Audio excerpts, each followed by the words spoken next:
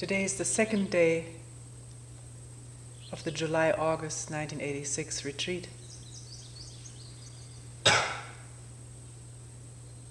First, let me mention that this balanced chair, which usually sits here, is available during most of the retreat for people to sit on. You can come right to this place and sit on it. The only time I use it for a full period is right before this talk, and then for a few minutes before each block of meeting time.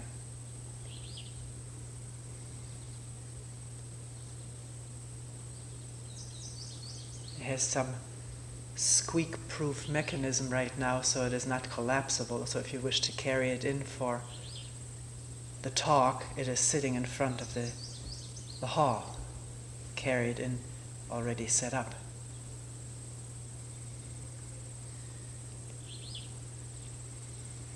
The other announcement is I talked about possibility of tapes being available during a retreat. I was told this is not the case. Tapes are available after the retreat.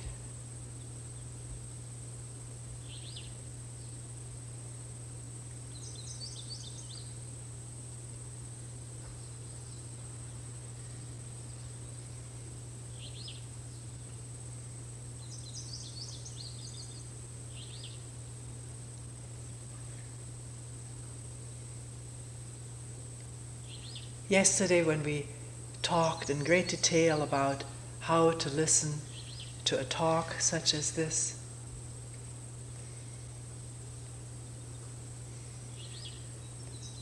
I said something like, I wish people could drop the image of a teacher talking and a student listening. This image role of teacher and student, could it be dropped? Someone brought up that, how can one drop it? You're giving a talk. We're sitting around listening to you.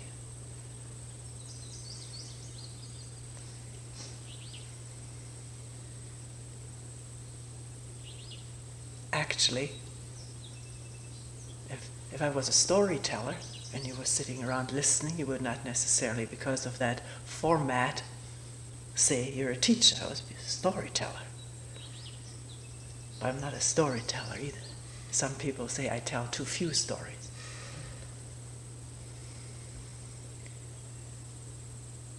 So, even though this particular format, people gathering around one person talking with a microphone over the corner, evokes the image of a teacher and a studentship or discipleship. We're sitting on the floor, so the oriental thing is evoked too.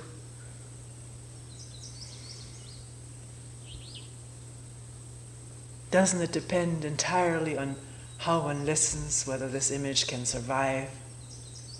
This is why it's mentioned so much, that it's not important who is talking and what is being said as far as the words are concerned. What is important is that each one of us, including the one who's talking, myself, sees what is being talked about, not just superficially engage in verbalizations coming out of the intellect and being received by the intellect, interpreted, associated, stored away for future reference.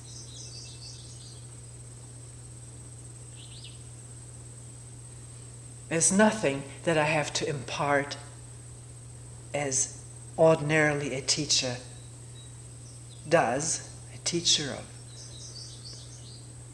whatever, English, German, physics, imparts knowledge and skill that he or she herself has accumulated over many years, has become expert in, and then imparts this information to the audience. The audience ready to receive it and store it in the memory bank of the computer, which is the brain.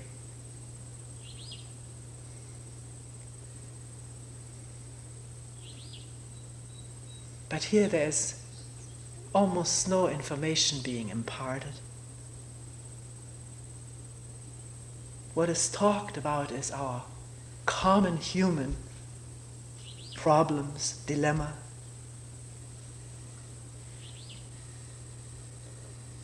Not in the abstract, not talking about other people, but about ourselves.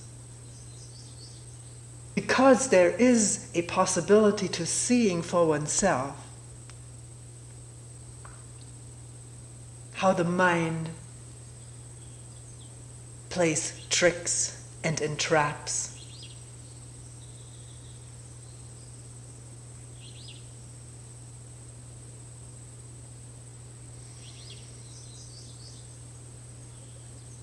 And if one is not aware of it, one is caught in it. If one is not aware of an illusion, if one is not aware that the image in the mirror is not oneself, in combing the hair one will try to comb the mirror. Because that is immediately foiled. Nothing happens to the hair if one goes with a comb over the mirror image. But the image we have of ourselves, we take for real, even though it is the same thing. It's a mirror image. Like a mirror image. There's some kind of internal screen on which we constantly project the movie of ourselves, the TV serial of ourselves, of our life. And to that we're attached, that we take for real, for serious, for enduring, that we want to last, or that we want to finish, to discontinue. Case of suicidal feelings.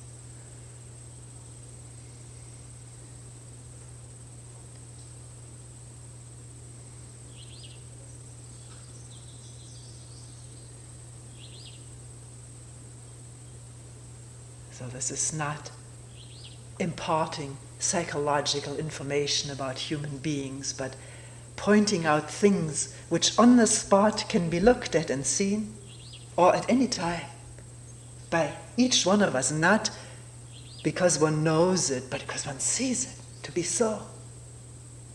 And only in the seeing is there release and freeing. Not in building up new images that one ideal images of what one should become in the future if one trains hard enough, practices well enough, believes firmly enough, worships conscientiously enough. These are all inventions of the mind which relieve us from looking at what's there. In all honesty, in all nakedness.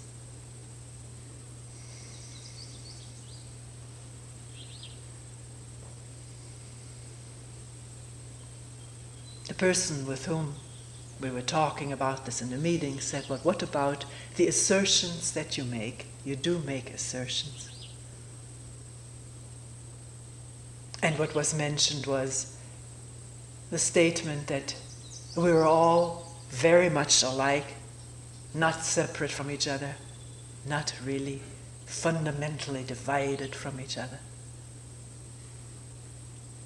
That, the person said, is an assertion, and in opposition to that one could make another assertion that this is not so. We are all separate entities, very individualistic, and so forth.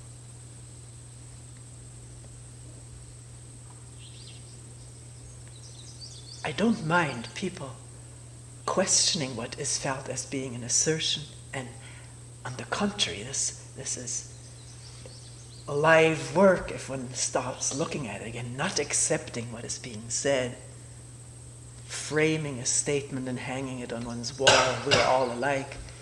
We've all grown up with such framed statements. remember in the school in Germany, walking up the steps to the classroom, there was this embroidered statement, "You are nothing, your country is everything."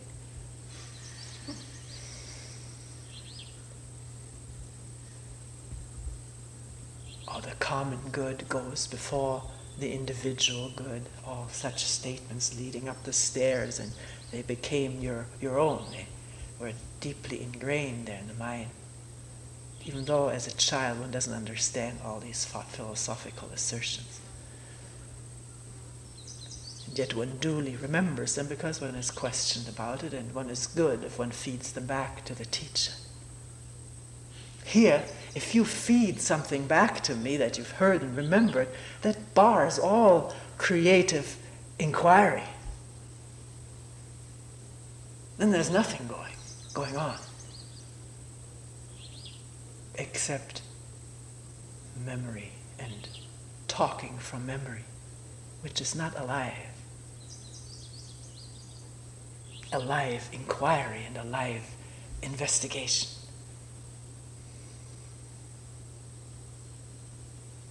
So what about this assertion, since it was mentioned? And like the word assertion,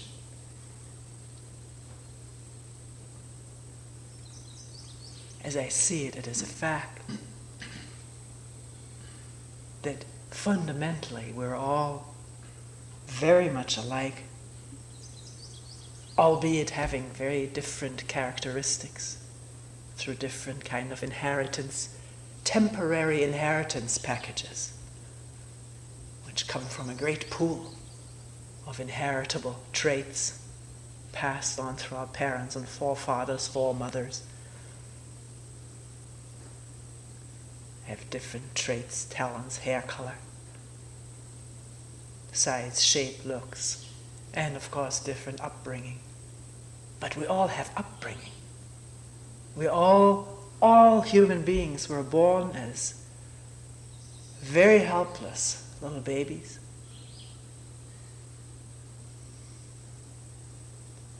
Taken care of by parents who had been born as helpless babies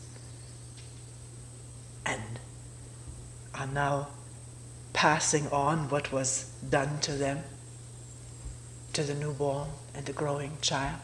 That is universally so. A little child, totally conditionable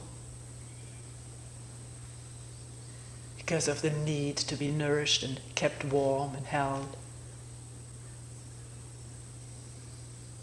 Open, so open, little baby.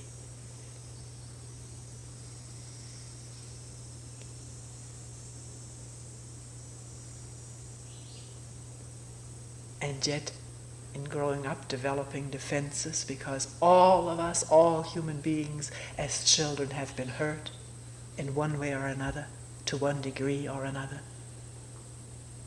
intentionally or unintentionally by the parents, because the parents were hurt, and very often an old, completely buried hurt is unconsciously,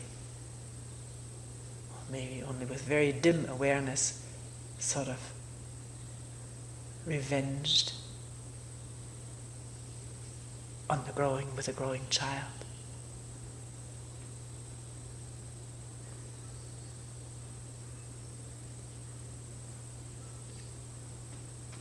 All of us have grown up with fear.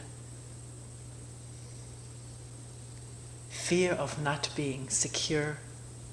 I just spent a week with a little newborn granddaughter, holding her to the chest, to the belly, was quite different from removing her from that or putting her in a crib. That warm belly-to-belly support in which she grew up for 9 months was gone. Traumatic thing all of us have gone through. Sometimes she'd go like that with her feet and legs and putting her down, and I don't think she was down much during that week.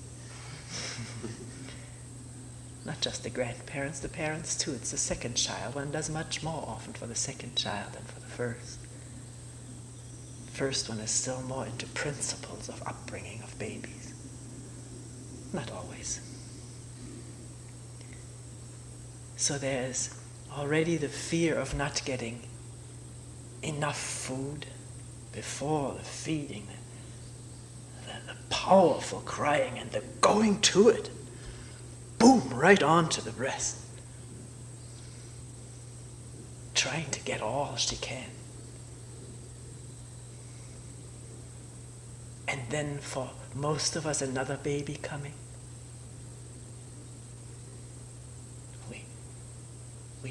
We're with that too, an older child who has been the one child for 5.5 years.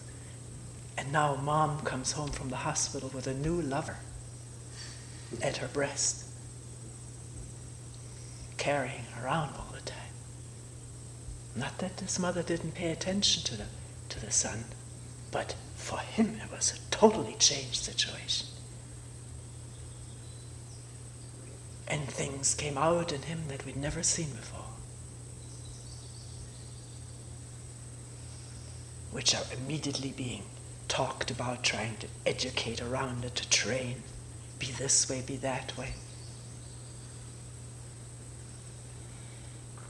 We're all gone through that, whether it's here or in Russia, or in South Africa, Ireland.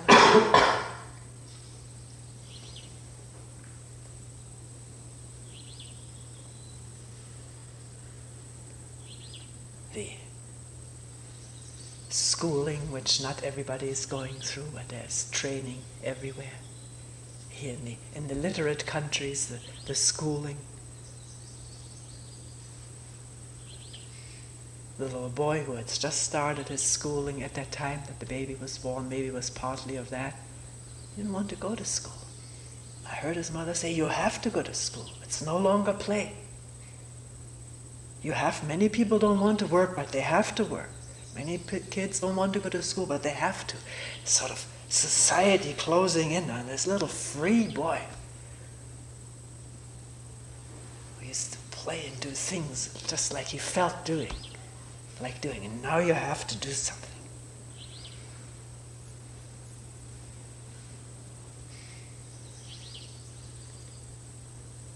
The submission, the rebellion, the separation from home, from the mother.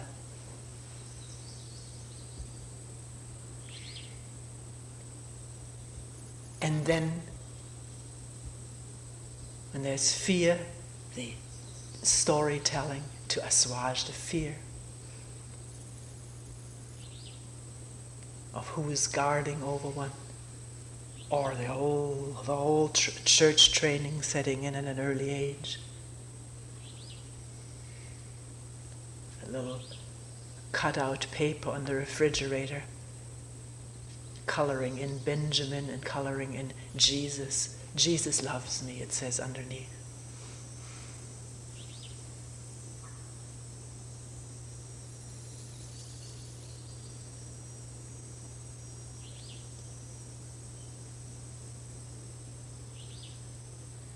The beginning attachment to that in the face of fear.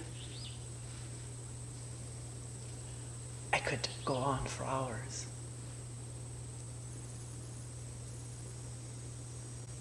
Jealousy, fear, hope, pain, suffering, and the occasional moments of great happiness and joy. Where is it different? For whom is it different?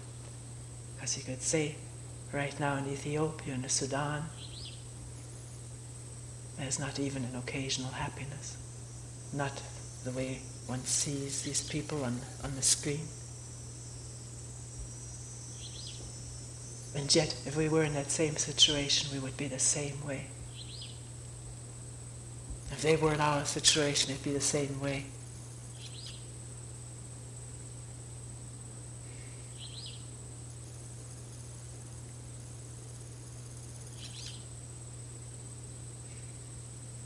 So, if something is felt to be an assertion, either one can fight it because one fights assertions, or one can look at it. It is not given to be believed or accepted. It's not said, but to be looked at and questioned in one's moment-to-moment, day-to-day living.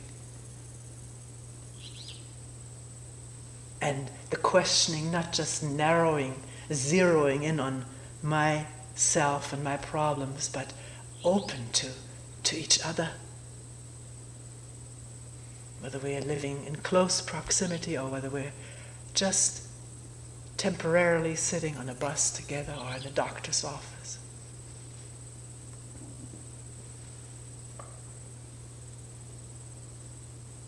One can see so much when one is not preoccupied with oneself. When the self isn't there absorbing the energies, the attention. When it's not there, then one can see what goes on in another human being. Not that one can read people's thoughts and minds and this whole mysterious stuff. Occult. One sees what's going on in someone else because it's not so different from what goes on in oneself.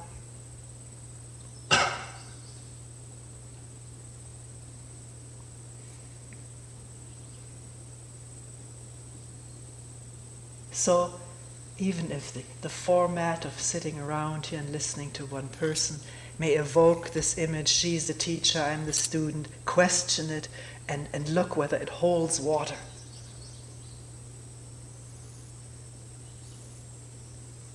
The reason that it was said that it's so much easier if it is dropped is that it is easier when it's dropped. When we meet, you don't see me as a teacher, I don't see you as a student.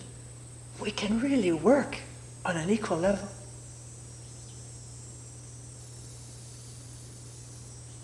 We can work. We don't have to contend with extra stuff which is inhibiting or impeding. Feelings and emotions that go with it all. How long will it be before I know as much or see as much? How useless this is. This is the very thing that bars and screens what's right before us.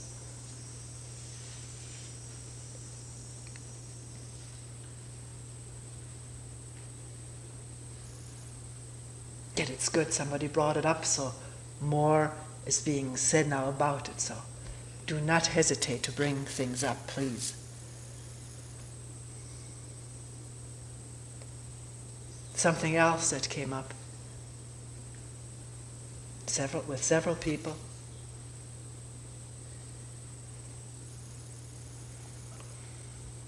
is this.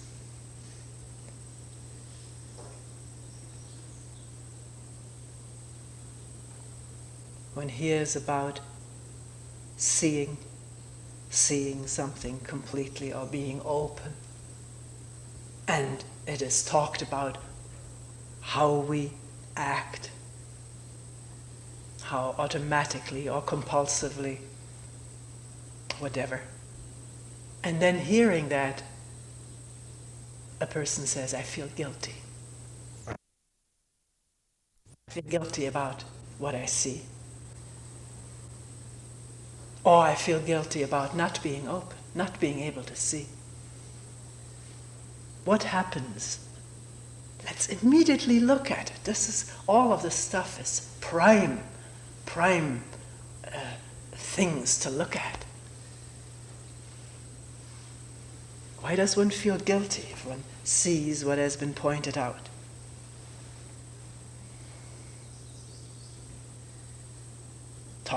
We talk about anger, or we talk about jealousy, and one sees, yeah, here it is, anger, jealousy.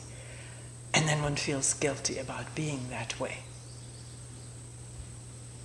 People have often told me this throughout retreats. It's depressing to listen to you, sometimes people say. You don't inspire. We don't talk about true nature, Buddha nature, and all of this stuff, but about what is going on from moment to moment. Why is it depressing to hear that? Why is it arousing guilt feelings? And please, in saying, why does it do that, I'm not implying it shouldn't do that. See, one can so quickly pick this up out of one's set ways of listening and feeling. I'm really asking why, and if you really ask why, then you will look and allow this guilt or this depression to unfold and to show itself for what it is, how it comes about.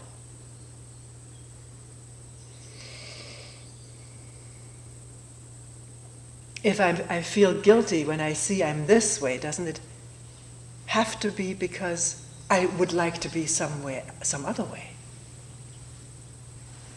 And how do I know about any other way of being other than through idea and image?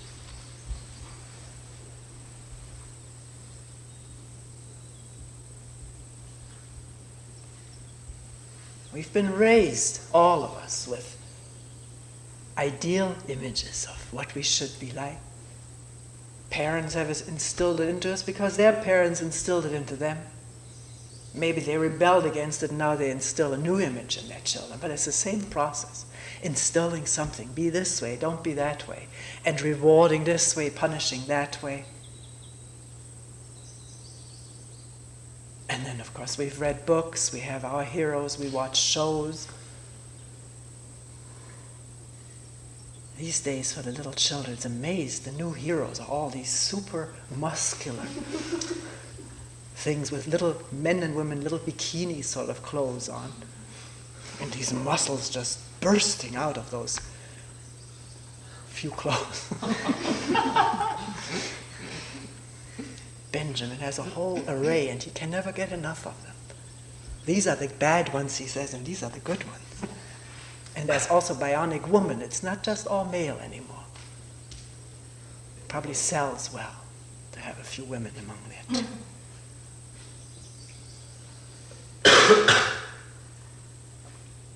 So out of these heroes, whether they be from these sophisticated Greek tales which we were read and felt quite elite about it, to the cartoon characters in this country, these all image-forming heroes and heroines.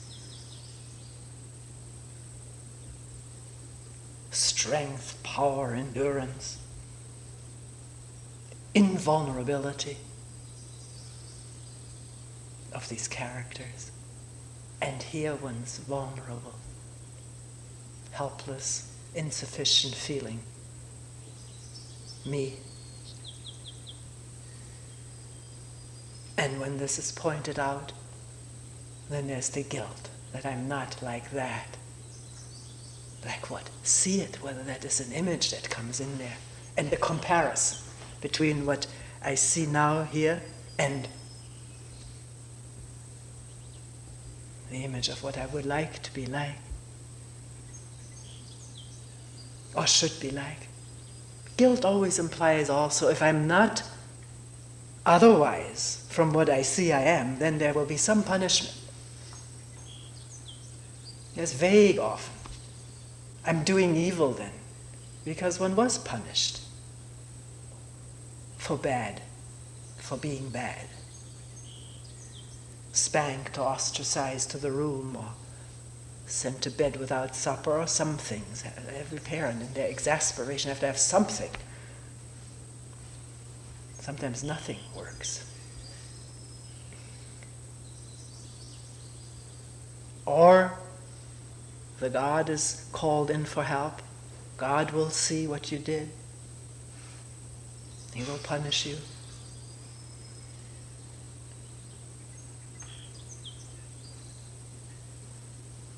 And maybe when parents speak about God, there's an extra little tremble or inflection in the voice, and it does not get lost on the child.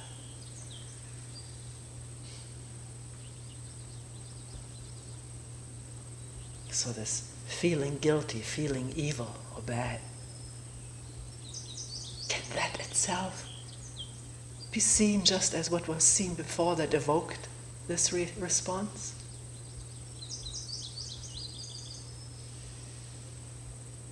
Not taking anything for real, but questioning it. What is it? Where does it come from? How does it come about? And if there's this intense concern and attention given to it, one will see that it dissolves, it changes. It cannot maintain itself in the face of attention. It only keeps perseverating and branching out when there's inattention, because then all the old established patterns are being touched, are being contacted and come into action. Our brain is an unfathomably complex computer, hooked up with every nerve and organ and muscle throughout the body. One can observe that. This is not assertion. It is so if one gives attention to it, or there's this openness without defense, not fearing pain. This is what yesterday I called being vulnerable, meaning open, even though it hurts. And then wondering, why does it hurt? Not just staying with anything. Not staying with any assertions. Sometimes it's said, well, laughter is laughter and tears are tears. But I can ask, why am I crying? And then not intellectualize a reason or go analytically through images, associated images into my past, but it's right here. Why I cry?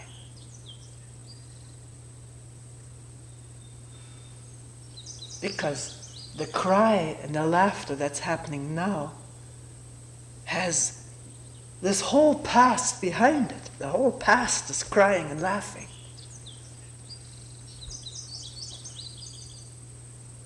Unless it's a laughter, because there is no past at an instant.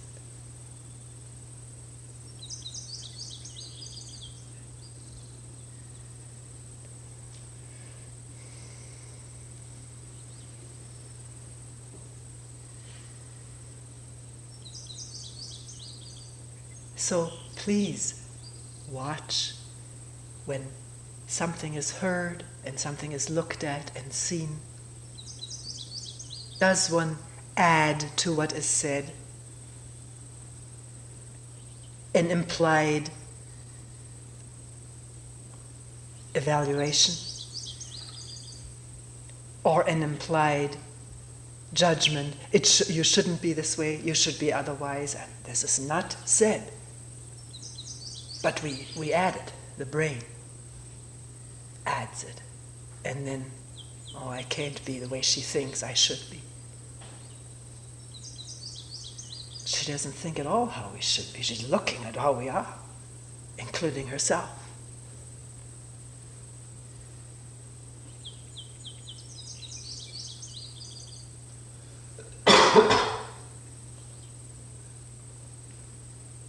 One person said, should I accept what I see?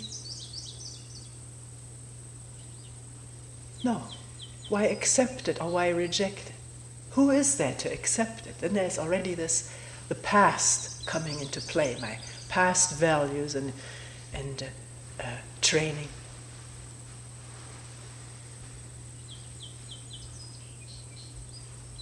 Or a new training, you got to accept yourself as you are. But who's the acceptor? Is there something separate that accepts whatever behavior or feelings or emotions are there? Is there a division? We think there is. We're so convinced. But let's examine it, whether it's true. Or is it all based on thought? One thought process giving way to another, alternating with the third one and the first one coming back. One of the thought processes being me, what I should be like, what I should do. Accept or reject. That's thought. There's no one there. It's only thought and feelings interconnected with thought. Can that be seen? Seeing is not thought. has nothing to do with the past or present or future. It's seeing, insight, shedding light. It sounds transitive. There's no one there to shed it. It's either there or it isn't there. When it's not there, when attention and awareness is not there, we're on automatic, like the airplane. On an overseas flight, the captain, I always get a little jittery when this happens, he leaves his little cubby hole and comes to chat with the passengers, particularly the first class passenger. His plane is on automatic. Of course, he probably has a co-pilot there. But if he hadn't, he can put this plane on automatic and chat. When there's not attention, we are on automatic. Have you observed that? And then all of our patterns are in full gear, and unfortunately these patterns are not all in agreement with each other. There's an inner battlefield of I want this, but I also want that, but this I don't want, and they all three come together.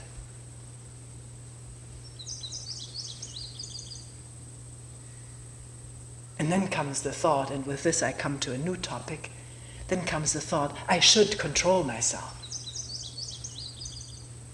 I think in one form or another, to one degree or another, all of us, very familiar with this compulsion to control. Ourselves, but it doesn't stay with ourselves, it is to control others. Because how can I be in control if my environment is not in control? It merits intensive questioning and looking, this whole matter of needing to be in control. Well, we're told as little children, control yourself, control your anger, says the angry parent. It's so, the inconsistencies that a young growing child comes upon are amazing.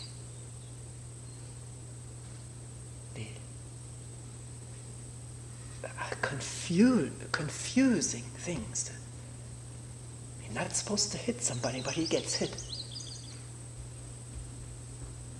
So when you're big, then you can hit.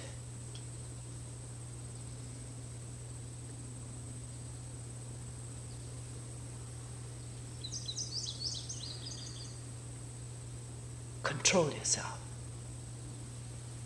one says to the child. Learn to suppress. Learn to deny. To capsule off feelings and emotions. This is what it amounts to. And if the parent is strong, threatening, or whatever the means are, rewarding of goody behavior, then this takes place very early, the capsuling off of feelings and emotions. And it probably the same thing happened in the parent, because when the child, the little growing child, all of a sudden expresses an emotion that the parent has long learned to repress for fear of what that emotion will bring about in someone else, then the child exhibiting is threatening to the parent. Tremendously hard to hear a child cry, or a child in rage.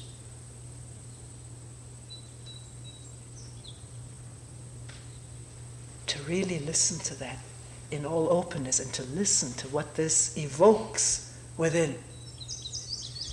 What is usually done is what evokes within immediately wants to turn this off, so no more has to be evoked. One doesn't have to deal with what it evokes in oneself.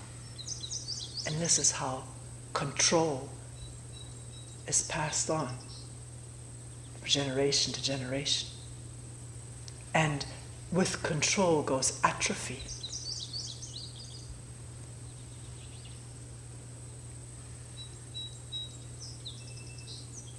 Not maturity, maturing, seeing.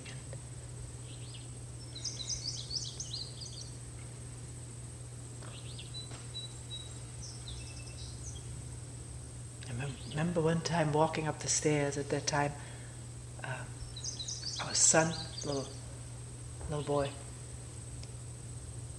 he was just starting. He wanted to go up the stairs straight with 2 legs rather than crawling it up. And of course, I rushed right there and took one of his hands.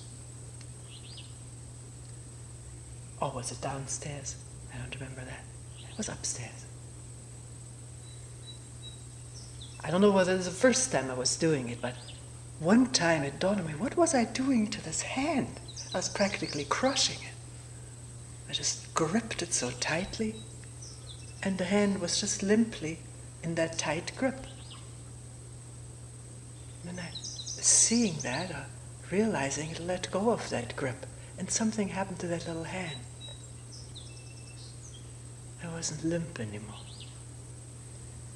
And it was very short after that that he refused to be held while walking up the stairs.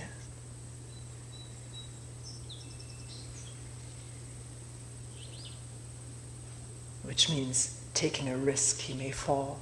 But little children are much more cautious than maybe we often give them credit for. This spring we stayed for a while at the Grand Canyon, and in a talk which the ranger was giving and where there was some question periods, one concerned father of 3 children asked whether anybody had ever fallen over the rim, and the ranger said, yes, indeed, people have fallen. And asked about the outcome of a fall, the ranger said, there's only one person who has fallen who has lived. But she said to him, are you asking, or maybe he had already said he was asking because of his children, she said, I can put your mind at ease, no child has ever fallen over the rim of the Grand Canyon. Most people who have fallen over the rim are men.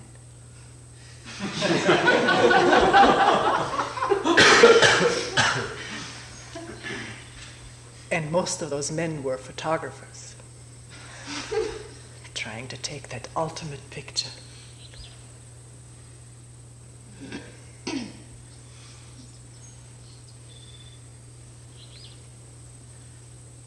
But if you get jittery about your child walking along the rim, and of course one holds a child's hand close to that rim, but most children don't even go that close on their own.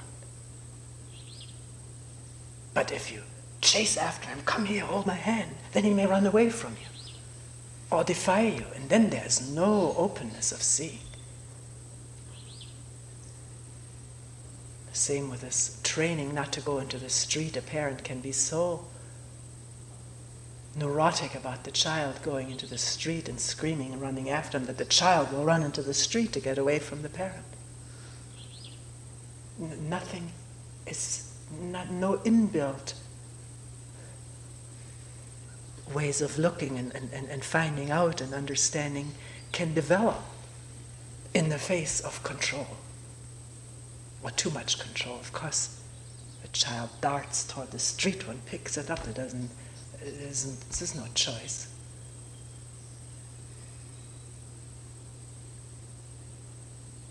It doesn't have to be told that it's bad or being angry at it. That's additional. Then the real issue gets clouded. Then it's an issue between me and my dominating mother. And then, again, the actual factual danger is not perceived.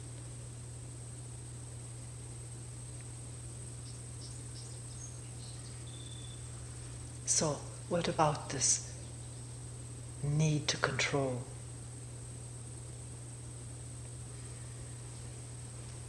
All this controlling that goes on, can one take it under the magnifying glass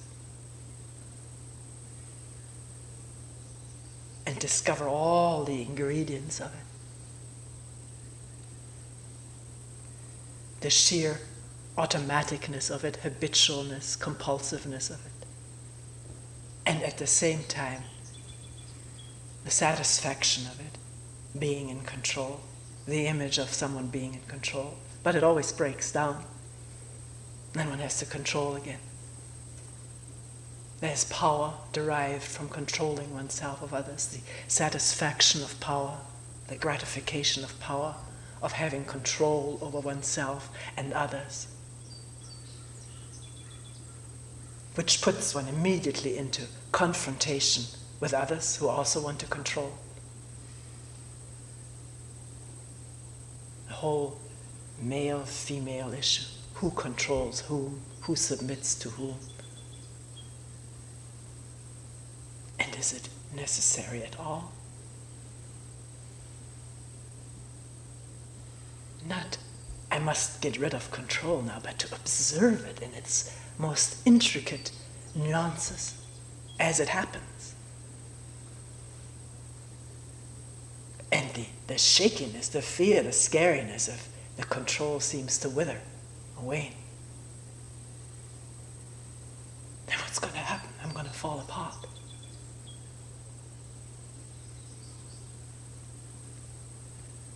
Can one test it whether one will fall apart, or whether it is just images that fall apart? Because as long as there's control, the field is very narrow, tight, and dimly lit. No light. Just the memory flashlight. So how can one see?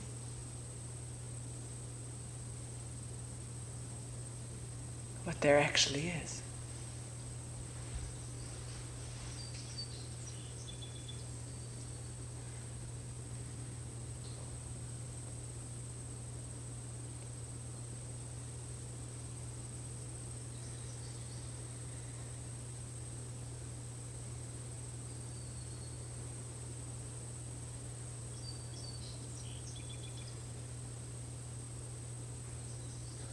See, the beauty is, we can question every moment freshly, regardless of what we did last moment. That's finished, it's done.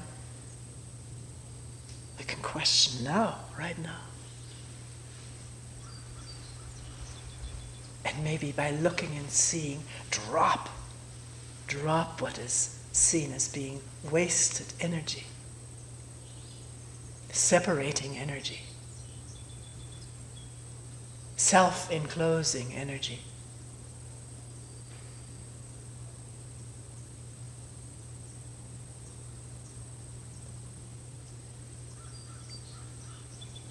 And that energy becomes available. For what, you may say? I don't know. See. When there's no pre-planned automatic control, then the mind is free to see in it. And then there's the clarity of action. That action is intelligent. Sees what needs to be done or what does not need to be done. But that is prevented as long as we are on automatic. With the little satisfactions and the constant dissatisfactions that it gives.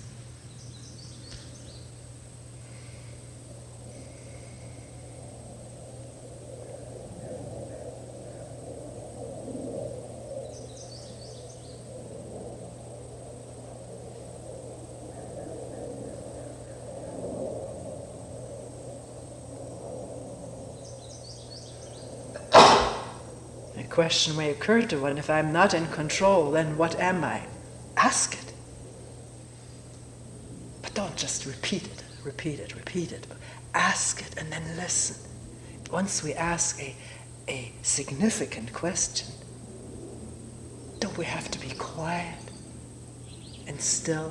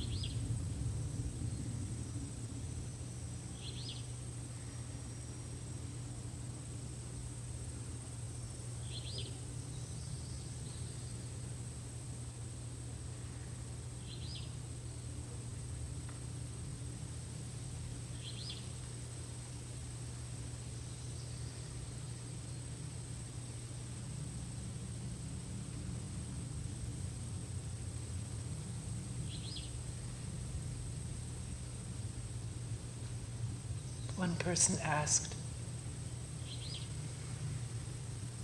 you talk about openness and the attention. Oh, openness, what about when one finds oneself closed up?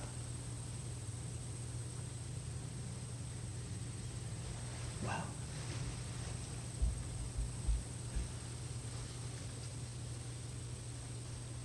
one wouldn't say that one is closed up if there wasn't awareness of that. So can there be awareness of that? And wondering about it. Wondering about it not with an eye on this goal of openness, then one is not there with a closedness.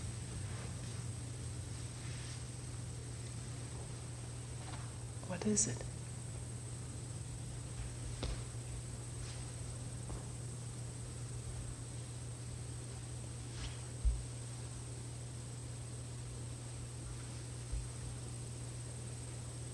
And then be quiet and still so it can show itself for what it is, and it will. It does.